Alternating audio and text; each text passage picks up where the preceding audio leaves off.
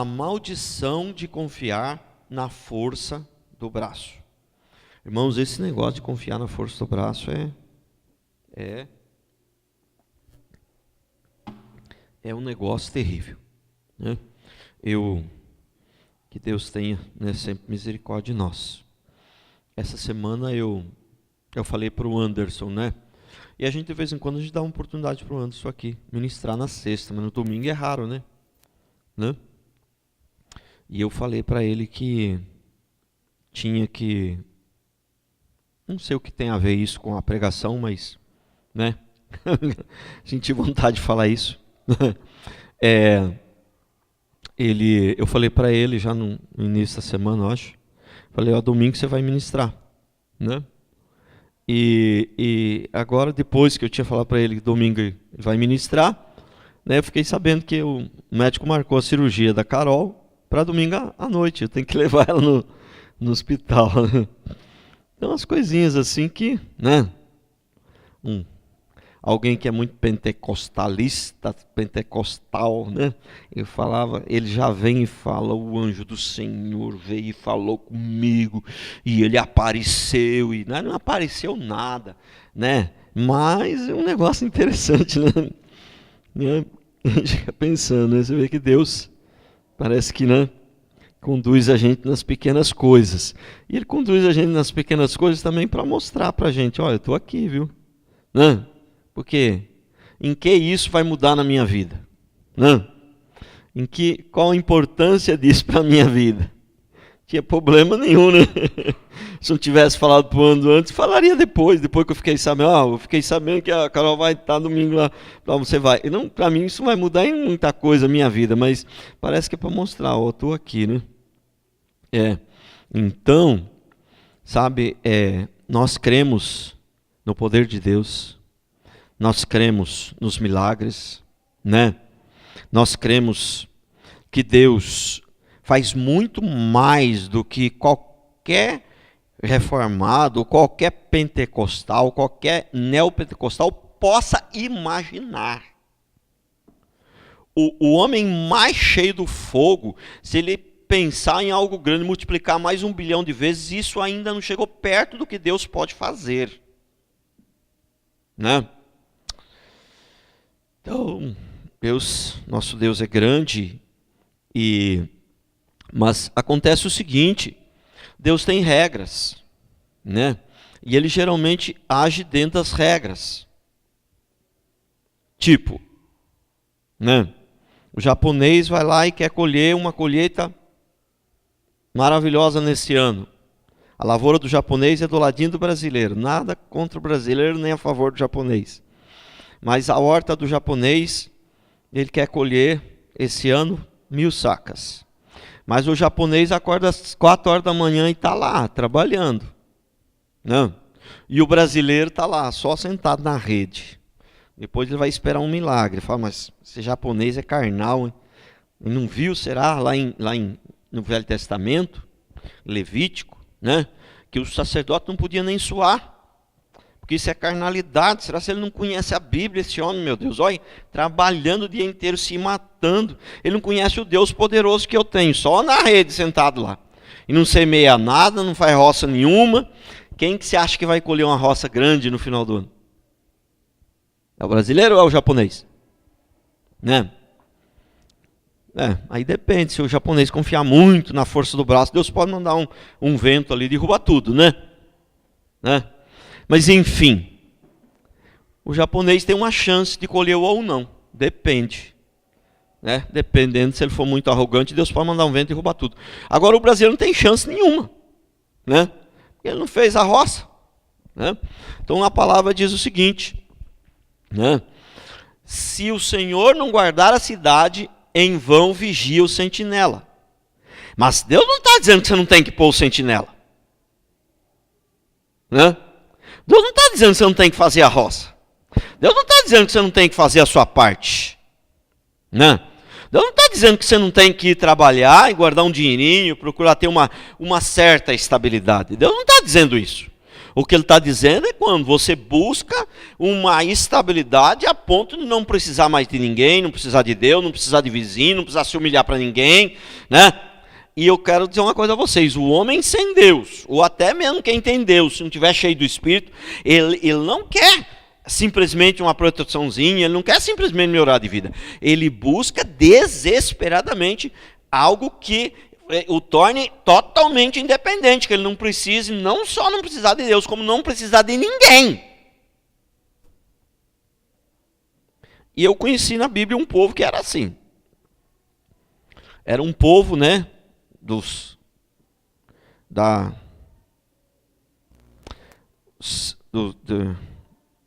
Sidionitas, vamos dizer assim, um povo que era do povo de Sidom, mas só que eles se separaram de Sidom.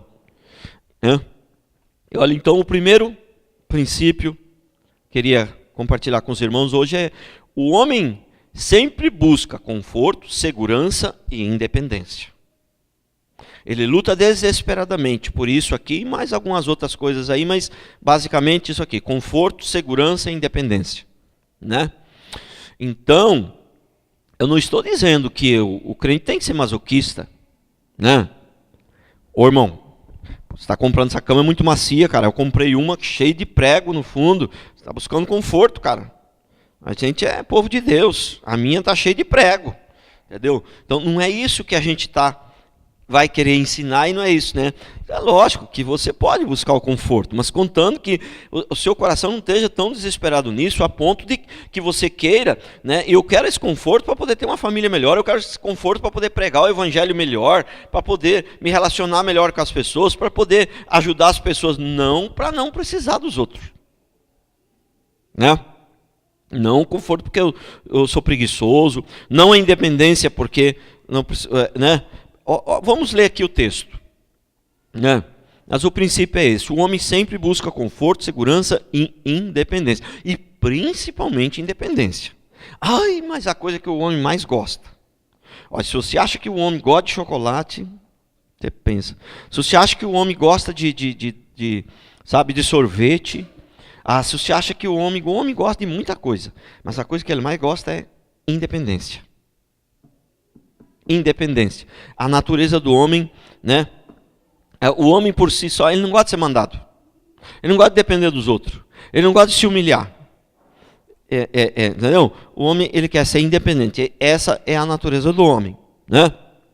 E ser maior, e ser honrado, e ser, né? E tá por cima. E o homem, a natureza do homem é essa. E Juízes 18:7 fala de um povo, né? E é um povo de Sidom, mas eles se afastaram um pouco, até um pouco não, meio distante de Sidom, né? E eles se isolaram, né?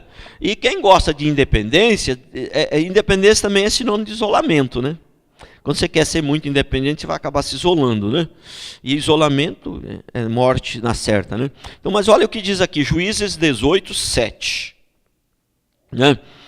Partiram os 5 homens e chegaram a Laís, né? Falando nisso, a Laís não veio. Glória a Deus. Tem nada a ver com ela, é lógico, é só o nome. Só o nome.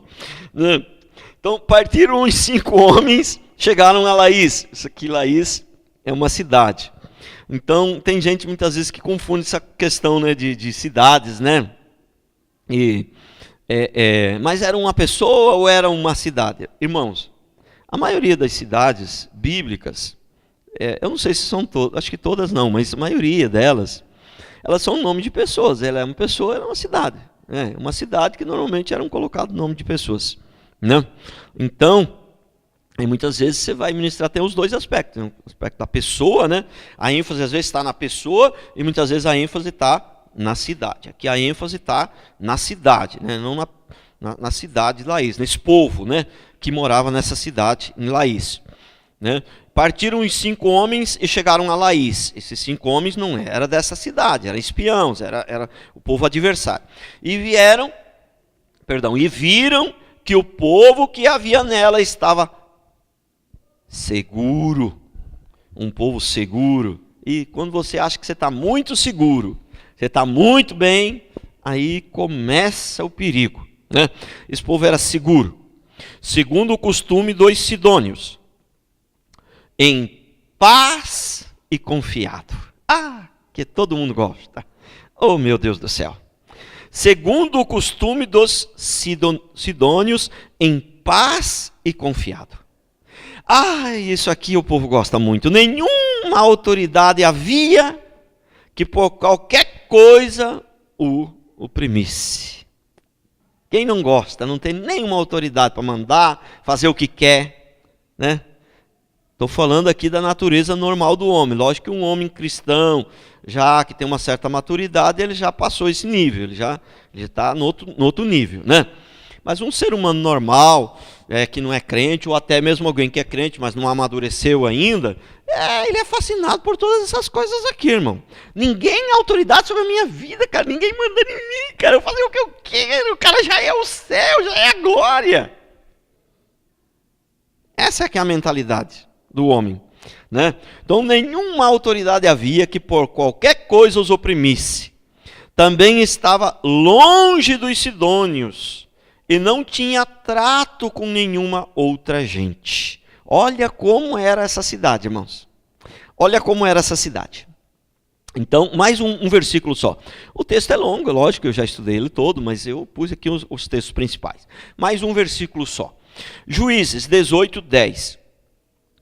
Quando lá chegardes, achareis um povo confiado. Aqui já, quem está falando isso faz parte daqueles 5, né? Deve ser o líder, aqueles 5 que foram espiar a terra, né? É o rei aqui adversário. Quando lá chegardes, achareis um povo confiado, e a terra é ampla, porque Deus vô-la entregou nas mãos. É um lugar em que não há falta de coisa alguma que há na terra. Bom, então, aqui parece que o rei adversário, esse povo adversário que ia, depois eu vou explicar melhor, essa cidade foi tomada, né, por um povo adversário, né? Então, esse adversário aqui, esse que estava planejando tomar essa cidade de Laís, ele parece que a coisa que mais interessou ele, que era um povo confiado, foi isso aí é fácil. Esse povo aí é fácil, é presa fácil, eles estão com muita confiança. Prestou atenção? O que mais me chamou a atenção aqui, que eu estudei bem aqui o texto todo, foi isso. Entendeu? O adversário, esse povo adversário, ao avaliar se a cidade era difícil de ser tomada ou não, né? Voltando atrás, aqui o texto que a gente leu antes, era um povo que estava seguro, segundo o costume dos sidônios, em paz e confiado. Nenhuma autoridade havia, qualquer coisa que oprimisse. Também estavam longe. Então, essa questão da cidade, eles perceberam, essa cidade é rica. Essa cidade é poderosa. Eles têm tudo, né?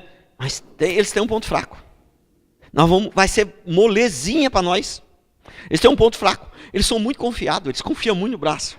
Eles confiam muito neles, eles estão se achando muito. Esse é o ponto fraco deles, vai ser moleza para nós. Olha que coisa, né?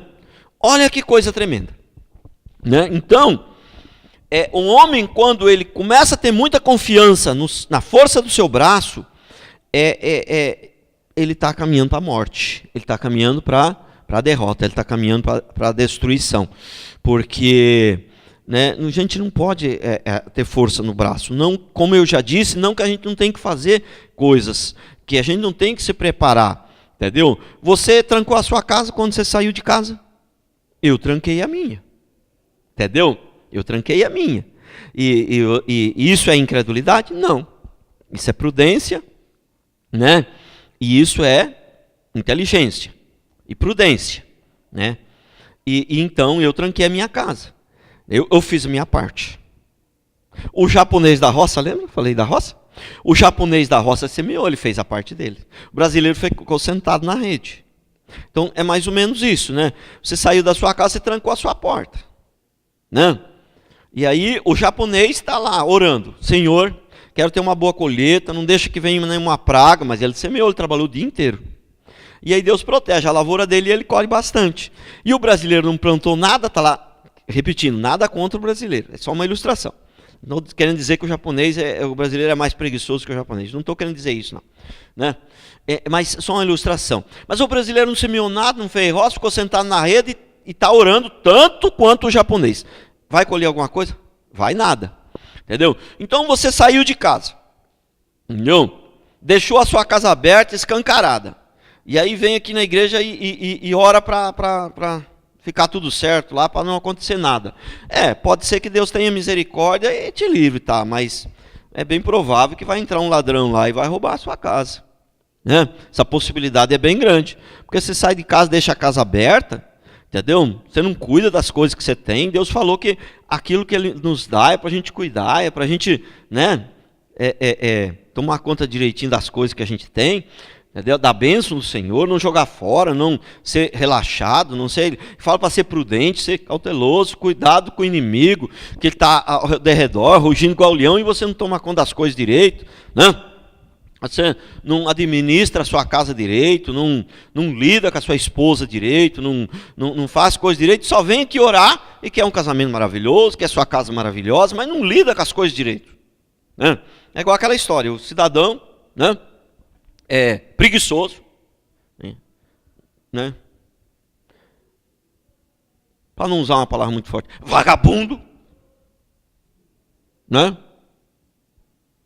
Ladrão. Aí vem na igreja dar o dízimo e pede pastor orar para ele ser abençoado. Você acha que ele vai ser abençoado?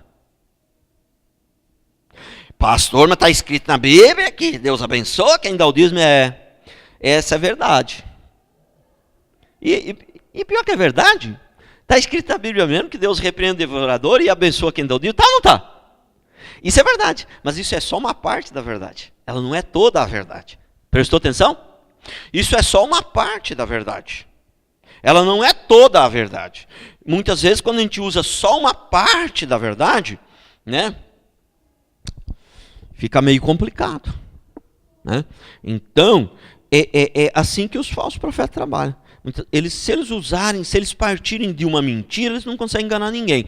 Geralmente eles usam uma verdade, mas eles usam só uma parte da verdade. E aí acaba distorcendo, né, a verdade. Então, se o Senhor não guardar a cidade, em vão vigia o sentinela. Mas não significa que você não tem que pôr sentinela. Você tem que pôr sentinela, mas a minha confiança maior está em Deus. Né? Eu preparei a palavra. Tem gente que tem pastor, tem igreja, que acha que se eu preparei uma palavra, coloquei aqui os tópicos aqui no meu tablet aqui, é porque eu sou carnal, porque eu não dependo de Deus, porque eu estou ministrando pela carne, porque tinha que vir despreparado, totalmente chegar aqui e Deus ia colocar as palavras na minha boca. Tem gente que acha que é assim. O que significa isso? Cheio de igreja hoje que pensa que é assim. Entendeu? Que Deus vai dar a palavra na hora aqui. Que Deus, o Espírito Santo vai fluir aqui e vai dar a palavra. É a mesma coisa do japonês e o brasileiro. Lembra? A horta do japonês? O japonês está trabalhando. O brasileiro está sentado na rede. Quem que Deus vai abençoar? Vai abençoar o japonês. Eu preparei a minha palavra aqui.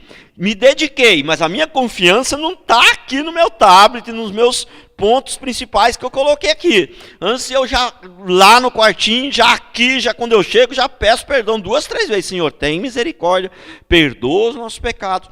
Porque se for pela força do meu braço, pela minha preparação aqui, pela minha experiência de 25 anos, esse negócio não vai dar certo. Senhor, tem misericórdia de mim. Entendeu? Então eu preparei, mas a minha confiança maior não está na minha preparação, na minha dedicação, na minha oração. Minha confiança maior está em Deus agir. Porque é Deus que vai agir, é Deus que vai convencer. Porque ainda que eu conseguisse, não sei se eu consigo, mas ainda que eu conseguisse falar bonito, mas se Deus não agir, não vai converter ninguém, né? Não vai converter ninguém, porque Deus, né, não vai converter e não vai mudar. Né? A maioria aqui já são convertidos, né? Então, mas não vai também convencer ninguém a mudar de vida, a avançar mais um pouco, a entender mais um pouco, entendeu? Então, a gente tem que, né, pensar isso, os extremos, né? Então tem gente que acha que você pode Sabe, tudo é Deus que vai fazer, não precisa trancar a casa, não precisa, né, trabalhar, que Deus vai fazer o milagre, o anjo vai vir, entendeu? Tem gente que pensa assim, talvez não seja tanto, mas andam um pouco por esta linha, né? Pentecostalismo hoje muito exagerado, às vezes é isso, é a ponto de, né, você vai no banco, passa a toalhinha na porta do banco, a dívida some, entendeu? Trabalhar, ganhar com sorte o rosto, do jeitinho que está escrito na Bíblia, e prosperar dia a dia, mais e mais, do jeito que está escrito em Provérbios, que diz que aquele que ganha com sorte do seu rosto, Deus faz multiplicar e vai, né, crescendo cada vez mais, e aquele que ganha fácil, ele perde. O que eu estou falando aqui com as minhas palavras, mas tudo isso está escrito lá em Provérbios. Entendeu? Né? Então isso aí ele não quer, ele quer botar a toalhinha na porta do banco, ele quer fábulas, né? Então esse povo é um povo que estão atrás de fábulas, eles não estão atrás de uma coisa séria, de algo sério, de construir algo sério, de edificar alguma coisa dia a dia, de ter uma mudança de vida dia a dia. Não é um povo sério, né? Deus é um Deus, né, de regras, é um Deus, não é Deus de brincadeira, não é Deus né, essas fábulas, essas coisas não funcionam, né? Tá certo? E aí o que acontece? O segundo princípio, então, é quando a gente confia na força do braço, quando a gente não faz a nossa parte, né? E confia na força do braço. E você está muito confiante. O que acontece nessa hora? Vamos estudar aqui o texto. O que aconteceu com esse povo, essa cidade de Laís, né? Olha aqui, Juízes, mais adiante um pouco, né? Ainda continuando com no mesmo capítulo, a mesma história, né? O mesmo relato. Juízes 18, 27 e 28. Levaram eles o que Mica havia feito e o sacerdote que tivera, e chegaram a Laís. O povo adversário. Chegou a Laís. A um povo em paz e confiado, e os feriram a fio de espada e queimaram a cidade. Né? Agora, no versículo 28, aí é o que precisa chamar a nossa atenção. Precisamos chamar atenção para essa parte aqui do versículo 28. Então, a cidade de Laís estava em paz e confiada. Era uma cidade forte, era uma cidade que não tinha falta de nada, bem estruturada. E quando diz que não tinha falta de nada, isso com certeza inclui um bom exército. Porque uma cidade naquela época que não tivesse um bom exército, não dá para chamar, embora o texto não cita o exército, mas uma cidade que naquela época que não tivesse um bom exército, não dá para chamar uma cidade em paz e confiada. Né? Porque o fundamento principal, na época, no Velho Testamento, naquele tempo, do povo ali, era um bom exército. Lógico que aqueles que criam em Deus, lógico que eles criam que era Deus que ia proteger, mas através de um bom exército. Deus não desceria do céu e soprava assim e daria vitória. Você sabe, Davi foi um grande guerreiro, venceu muitas batalhas. Mas nunca Deus desceu do céu e deu um assopro assim e venceu a batalha por Davi. Eram soldados que guerreavam mesmo com espada e eram soldados treinados, e eles fabricavam as suas armas e eram treinados. Você consegue compreender? Né? Então, a questão não é que nós temos que parar de trabalhar, não é que nós temos que parar de lutar, não é que nós temos que parar de tentar nos estruturar, de fazer uma poupançazinha lá, de ganhar um pouquinho mais de dinheiro para ter uma família melhor. Não é isso. Isso tudo é legal, tudo isso é santo e é um dever nosso de fazer. O problema é quando essas coisas começam a tomar o lugar de Deus. Você começa a confiar demais nessas coisas, entendeu? E começa a tomar o lugar de Deus. E foi o que aconteceu com esse povo. Eles estavam muito confiados. Aí vem um exército adversário, vem e toma e feriu a cidade a fio de espada e queimaram a cidade. Versículo 28. Ninguém houve que os livrasse. Qual foi o problema maior? Porque eles estavam sozinhos. Né? Porquanto estava longe de Sidom, Sidom era o povo deles, só que eles se isolaram. Esse povo, eles eram o mesmo povo de Sidom. Entendeu? Só que eles se separaram, eles se isolaram e estavam bem distante de Sidom. Entendeu? E eles não tinham, ninguém houve que os livrasse, porquanto estavam longe de Sidom e não tinham trato com ninguém. Trato não tinham acordo, não tinha aliança com ninguém, eles não tinham amigos, entendeu? Era só eles, né? Então ninguém houve que os livrasse, porquanto estavam longe de Sidom, não tinha trato com ninguém. A cidade estava no vale junto a Bet-reob, e reedificaram a cidade e habitaram nela. Isso aqui, os que tomaram a cidade, né? Acabaram, né, edificando a cidade novamente e habitaram nela. Mas você vê qual foi o problema maior deles aqui. O problema maior deles aqui não é que eles não tinham estrutura, provavelmente não deve ser que eles não tinham armas, provavelmente não deve ser, o problema não deve ser que eles não tinham soldados, porque o texto não cita isso, que eles perderam a batalha porque os soldados deles eram menores. O texto, se a gente for ler todo, eu estudei ele todo, mas mesmo que eu li aqui, mas você pode ler em casa o texto todo, em momento nenhum o texto diz que eles perderam, que eles foram destruídos porque a cidade era pequena. Em momento nenhum o texto diz que eles foram destruídos porque eles não tinham armas. Por isso que eu estou falando, eles deviam ter, embora o texto não cita, mas deviam ter um exército poderoso ali. Porque como uma cidade naquela época em paz, tanta segurança sem ter um exército? Isso não existe.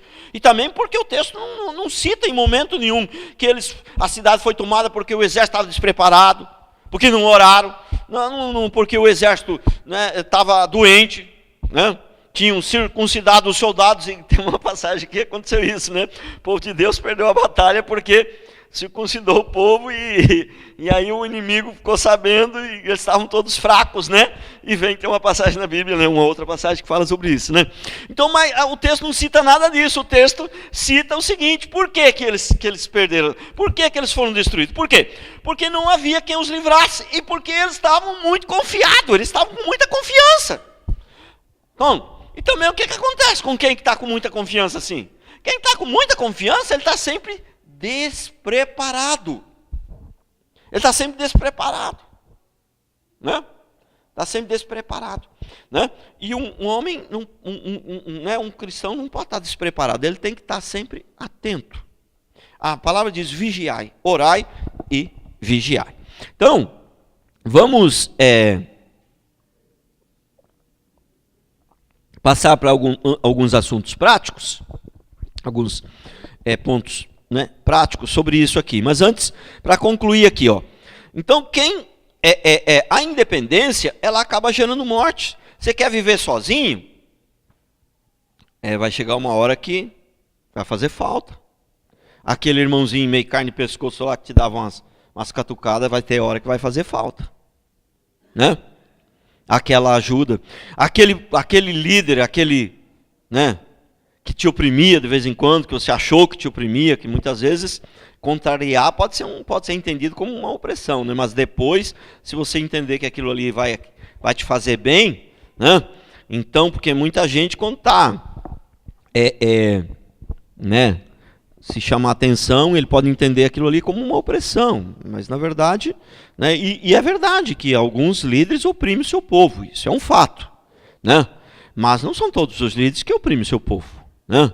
Mas para muitos, né, qualquer ordem, qualquer coisa já é opressão, né? As pessoas querem ter liberdade, né? O que é? Liberdade. Independência, o que é? Liberdade. O povo quer ser livre.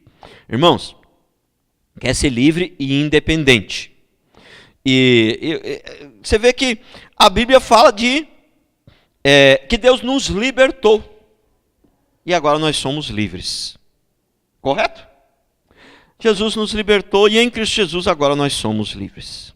Eu acho tão ridículo, acho tão cômico, quando alguns irmãos, e não são poucos não, são muitos, né, que acham que em Cristo Jesus agora nós somos livres e eu posso fazer o que eu quiser, né? Mas veja bem, em Cristo Jesus nós fomos libertos do quê? Do que nós fomos libertos? Do pecado. Mas se eu uso essa liberdade para pecar de novo, eu me tornei escravo de novo, eu acabei de perder a minha liberdade. Prestou atenção? Então, Jesus me libertou e agora eu sou livre. Eu sou livre para dizer não ao pecado. Eu não sou livre para fazer qualquer coisa. Não. Eu não sou livre.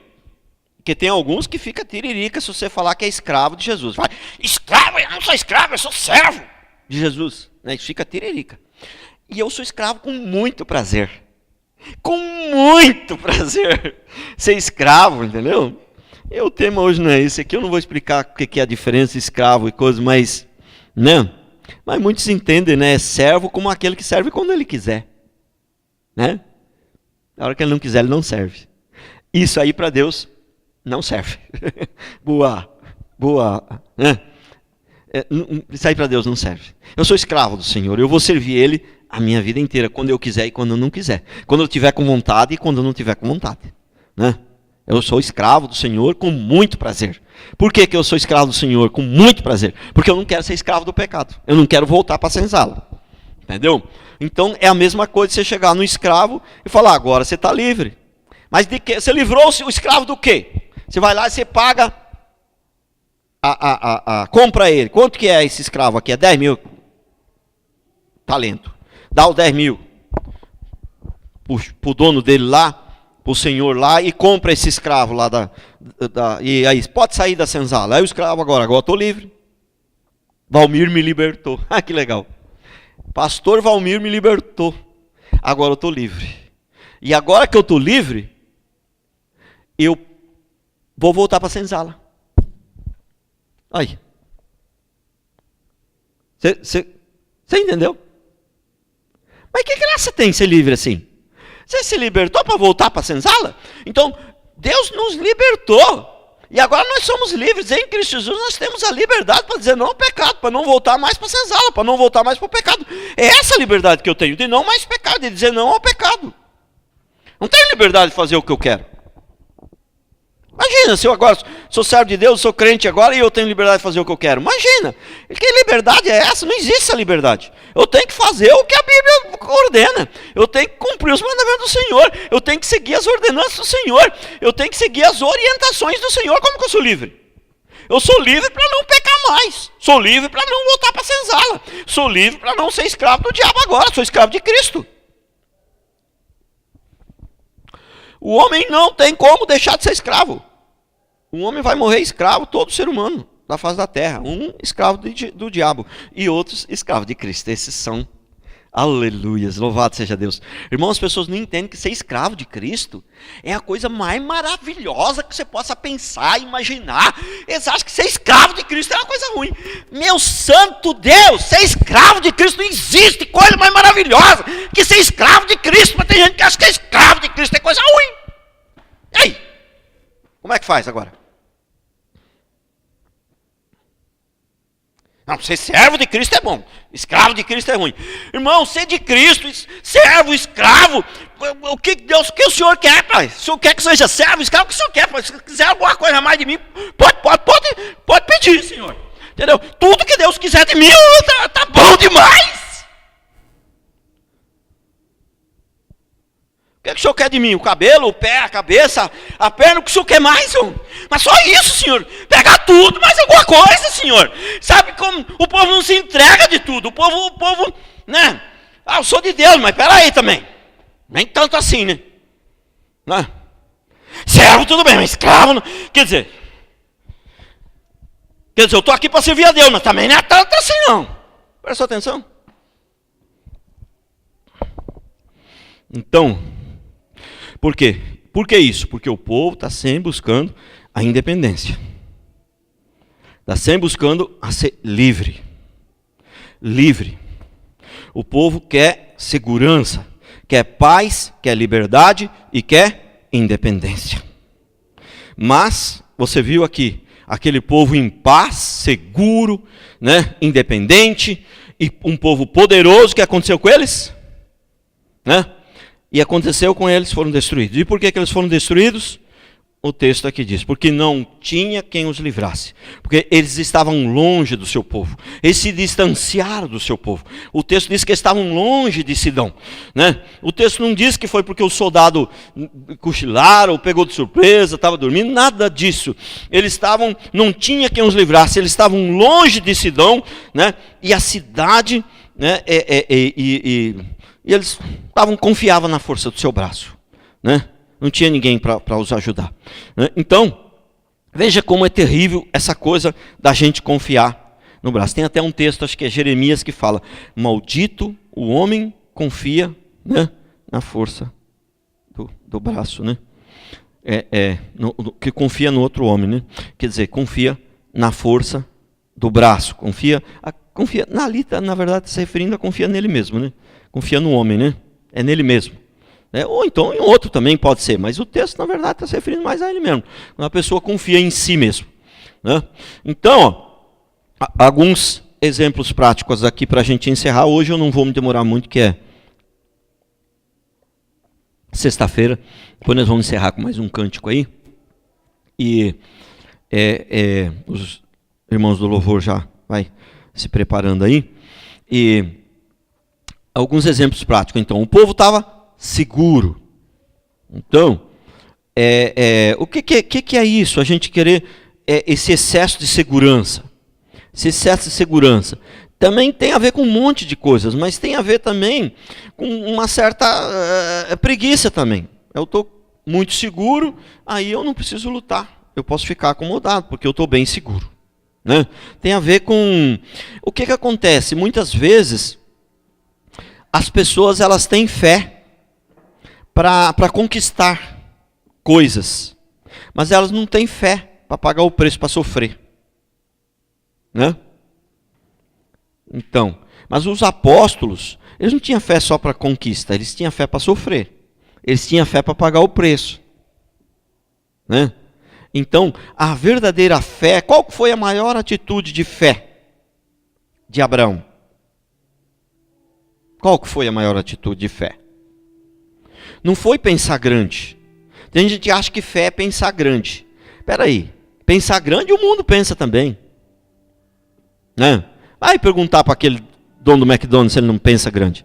Vai perguntar para o Steve Jobs, já morreu, né? Ver se ele não pensou grande. Entendeu? Se pensar grande o mundo pensa. Entendeu? Agora eu quero ver a fé para pagar o preço. Quando Deus fala assim: meu filho, conta a areia do mar. Ah, Senhor, não consigo, é muita areia. Entendeu? Pois é, mas eu vou fazer de você uma grande nação. Entendeu? E você vai ser pai de multidões. O que você acha de Deus falar isso para você? Aí você crê, né? Isso já não é fácil crer nisso, isso já é meio difícil de crer. Mas aí quando Deus... Aí depois, com 100 anos de idade, já era para você ter morrido, 100 anos já era para ter morrido. Mas você não morreu, você viveu bastante, até 100 anos de idade. Aí com 100 anos de idade, você não tinha filho, aí Deus te dá um filho. Isaac, você esperou durante a vida inteira por aquele filho, aí te dá um filho. Aí ele fala assim: agora, você pega esse seu único filho aí, entendeu? E vai, sobe no Monte Moriá lá e sacrifica ele para mim. Aí, Senhor, e aí, vai lá e sacrifica. A maior atitude de fé de Abraão, Abraão é conhecido como o pai da fé, a maior atitude de fé de Abraão foi esse momento aí. Entendeu? A fé para sacrificar o seu filho. Que fé para conquistar coisas muitas pessoas têm, né? O importante, irmãos, não é o que eu vou conquistar. O importante é quando você chegar na sua velhice, não é olhar para trás e falar: olha o quanto que eu conquistei. Não. O importante é você olhar para trás e falar assim: olha em quem eu me transformei. Me transformei numa pessoa decente. Me transformei numa pessoa que ama Deus. Me transformei numa pessoa que é exemplo para as pessoas, né? Então a questão não é o quanto você conquistou. Quando você chegar na sua velhice e olhar para trás, quanto que eu conquistei? A questão é em quem você se transformou, né? A questão não é quanto você tem, a questão é quem você é, né? E um povo seguro é algo que a gente busca, né? Segurança, paz.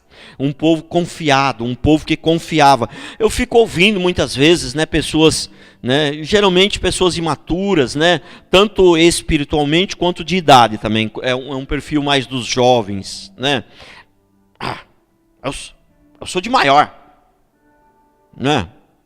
Eu tenho meu sonho, eu vou fazer isso, eu vou fazer aquilo. Eu já sei o que eu vou fazer. Eu já tenho minha opinião. Eu já sei o que eu vou fazer. Eu não sou criança. Né? Ficam pegando no meu pé. Eu não gosto que peguem no meu pé. Já viu isso aí?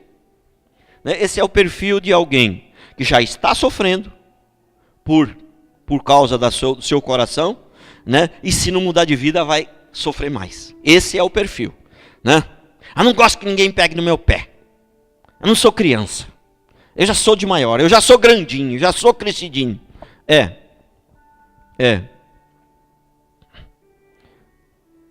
Esse é o perfil de alguém que já está sofrendo, que já está vivendo uma vida derrota, e se não mudar o seu pensamento, vai sofrer mais. Vai sofrer mais. Nós dependemos uns dos outros, mas não é uma questão de depender porque, meu Deus.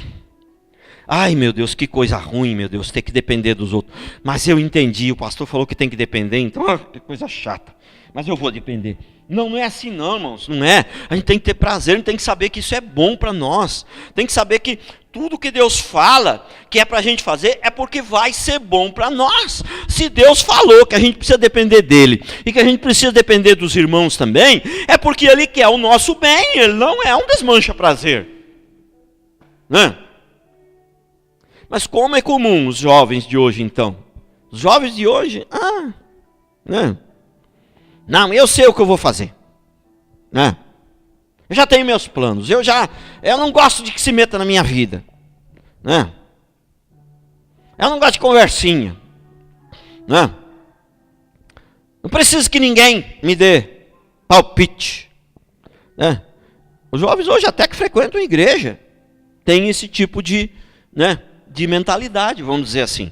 E é uma mentalidade que, né, você pode olhar para essas pessoas que têm esse tipo de linguagem, a vida deles já não está muito boa. E se não tomar uma posição, se não mudar o seu pensamento, a tendência é piorar mais um pouco. Viu? Né? Então, não tinha nenhuma autoridade, não tinha nenhuma autoridade sobre eles. E é tudo que o homem carnal quer. Ninguém para mandar em mim, fazer o que eu quero. Né? Só que é o seguinte, o homem espiritual, ele já pensa diferente, irmãos. Ele já pensa diferente. Aliás, eu queria falar uma coisa para vocês, né? Ninguém nunca fez isso comigo aqui, mas não sei. Talvez precisa ser ensinado também. Talvez é por isso que ninguém fez, né? Mas, irmão, eu fazia isso direto e ninguém me ensinou, não. Fazia isso direto, pastor. Fala aí na minha vida, pastor. Faz tempo que o senhor não fala nada, não me chama atenção, não me repreende. Eu sei que eu preciso crescer, eu sei que tem coisa errada na minha vida, eu sei, entendeu? O senhor fala aí na minha vida, eu quero mudar de vida, irmão. Pastor, eu quero mudar, eu quero crescer. Muitas vezes eu fiz isso com o meu pastor. Muitas. Entendeu? Chamava o pastor para sair, né? Vamos conversar. Quero saber aonde que eu estou precisando melhorar. Fala aí. Não. Vai me chamar atenção? Chama mesmo. Eu sei que eu preciso para melhorar. Porque eu vou falar uma coisa para você. Tem muitas coisas, irmãos, que você só ouvindo a pregação já vai transformando a sua vida. Mas tem uns defeitinhos de estimaçãozinha, aqueles bem de estimação. Se não tiver uma conversa assim, olho no olho, com um pastor experiente que te ama e que tem coragem, que não é, né, e que não é covarde, que não fica com medo de te desagradar, tal, eu vou falar uma coisa, se não for uma conversa assim, você não muda. Tem uns pecadinhos de estimação, tem uns defeitinhos de estimação que você não se liberta deles só ouvindo a pregação, não. Viu? Por isso que a palavra chama pastorear. Por isso que alguém que é só pregador, ele pode ser um pregador maravilhoso, mas a igreja dele vai ser ineficiente. Porque o pregador ele tem que ser também um pastor, ele tem que pastorear, ele tem que aconselhar. Porque tem coisas que sem o aconselhamento não se liberta, não vence. E eu fazia muito isso, Deus é minha testemunha, muitas vezes. Não só eu, Conheci outros irmãos que eu vi fazer isso. Chegar num pastor e falar: pastor, fala na minha vida. Meu casamento, minha vida, eu preciso crescer, eu quero melhorar. O senhor pode falar, eu não vou achar ruim não. Eu não vou brigar, eu não vou ficar brabo. Entendeu? Já vi muito isso, né? Mas aqui o povo estava feliz por quê? Porque não tinha autoridade sobre eles, podia fazer o que eles queriam, né? Ninguém para oprimir. Ninguém para oprimir também já é uma coisa ruim, porque eles já viam a autoridade como um opressor. E a autoridade não é um opressor. Embora entendemos que há muitas autoridades que acabam oprimindo. Mas na igreja, acho que a maioria das autoridades espirituais não são opressoras, né? Tem autoridades opressoras, é lógico, né? Mas aí quem está seguindo eles também é tudo da mesma lá, e aí é bom que... aí já é o juiz de Deus. Estou falando de crente mesmo, nascido de novo, né? A igreja de verdade, onde tem um pastor de verdade. Geralmente a autoridade não está ali para oprimir. Embora em algum momento você possa se sentir meio oprimido ali, mas aquilo ali vai acabar se transformando em bênção também, né? Estavam longe dos sidônios, não havia quem os pudesse livrar, não tinha trato com nenhuma gente, não tinha aliança, não tinha compromisso. Lembra do que eu falo a respeito do casamento? O que segura o casamento, sustenta o casamento, não é a paixão, né? Falei aqui esses dias, Carol estava aqui, ela não está aqui agora, mas falei esses dias, irmãos, tem, né? Tenho quase 40 anos de casado, entendeu? Quando conheci a Carol, a paixão era fervorosa. Vinha de Ubatuba de motinha, de noite, arriscava a vida toda a viagem. Uma vez se deixava de vir uma vez. A paixão estava fervorosa. Irmãos, essa paixão existe ainda? Lógico que existe. Eu sou um homem de Deus, imagina se eu ia perder a paixão. Mentira, a paixão acabou faz muitos anos. Muitos anos. Entendeu? Acabou faz muitos anos. Essa paixão aí durou uns 2, 3 anos só. Entendeu? Já faz uns 35 que acabou essa paixão. E o que sustenta nós ali? É o compromisso, é o amor. Mas não é aquele amor que o mundo conhece. É o amor verdadeiro. O amor verdadeiro, na verdade, ele já vem com compromisso junto, né? Ele é meio que inseparável ali do compromisso, né? Então é o amor, mas é aquele amor que tem o compromisso. É o compromisso. É a aliança. Não, eu tenho uma aliança aqui. Entendeu? Eu tenho uma aliança aqui, né? Eu falei aqui, hoje minha nora está aqui, né? Mas eu falei, acho que foi domingo, né, que eu falei o seguinte: eu fico imaginando, né? Eu fico imaginando, lógico que eu nunca nem passou pela minha cabeça largar da minha esposa, né? Foi isso que eu falei aqui, né? Mas eu fico imaginando, eu cheguei em casa, um churrasquinho bonito, contei isso aqui, viu, menorinha? Eu contei isso aqui, você não estava, mas eu contei. Vou repetir isso aqui agora que você está presente, entendeu? Eu contei isso aqui, eu falei, eu fico imaginando, né? O churrasquinho gostoso, né? E tal, e os filhos, as noras maravilhosas, os netinhos lá em casa e o churrasquinho. Acabou o churrasco. Irmãos, agora é o seguinte, eu tenho uma coisinha importante aqui para conversar com vocês, é o seguinte, ó. Eu amo vocês, meus filhos, minhas noras, vocês são lindas, maravilhosas, meus filhos, vocês são lindos, os netinhos, vocês são maravilhosos. Eu amo vocês, mas hoje eu decidi, né, separar da Carol. Eu fico imaginando a cara dos filhos, a cara das noras, dos netinhos. Os netinhos não iam entender muito bem, que são pequenos. Eu fico imaginando a cara dos filhos. Rapaz, isso não é amor, cara. Né? O amor, isso aí é piada, esse amor aí é piada. Não, mas acabou o amor, viu, meu filho, minha norinha? Acabou o amor, então agora, né? Agora vocês vierem aqui, vocês não vão me ver mais aqui e tal, né? Mas eu amo vocês, viu? Você vê que coisa ridícula? Não.